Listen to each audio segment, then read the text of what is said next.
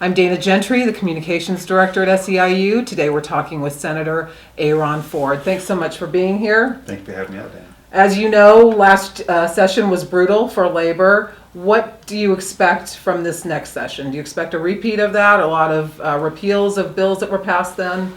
I expect an unwind. Repeal is a good word that you've used. You're exactly right. The working class was under attack, and it was clear early on who was going to have to protect the working class because it wouldn't be the Republicans. So fortunately, we have a good cadre of Democratic legislators who are willing to get in there and put up the good fight and to undo some of the horrendous deeds that were done to the working class. Okay. You were an advocate of the film incentive program. Some of that money got diverted, I believe, right? Most of it. Okay. The rest of it, how about that? But there was some discussion about whether we really had the labor force to support that industry. What can you do to ensure that when we bring in these industries, that those jobs are going to go to Nevadans because we have the labor force, the educated labor force? Well, look, that's a fair question, and the response is frankly relatively simple, and that is to continue to bolster and buttress the working class members that we have here in our own state. EATSE, which is the union that would primarily be employed by the film industry, was a staunch advocate of the film bill.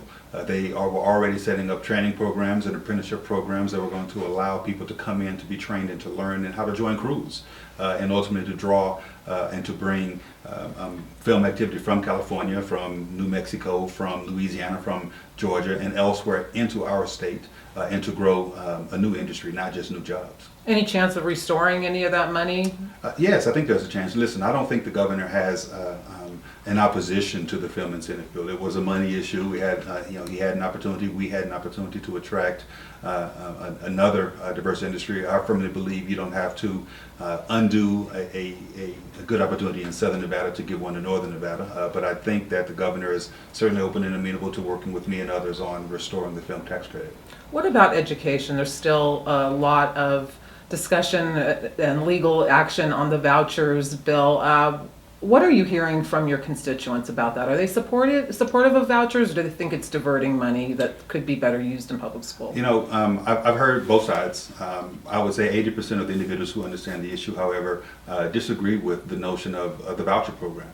I've been known to say that those who advocate vouchers have co-opted the phrase school choice, as if to say the only form of school choice is the voucher.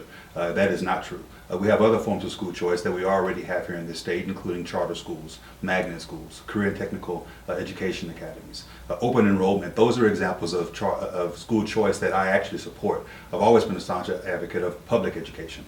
Vouchers that sustain parochial institutions, I think, violate our Constitution, but I also think it just runs afoul of a fundamental premise that I have, which is our public tax dollars should be spent on public schools. You think that's going to be tweaked? Well, listen, I hope that the courts deal with this and we don't have to worry about it. And if not? And if not, then we will have to look at ways to tweak it.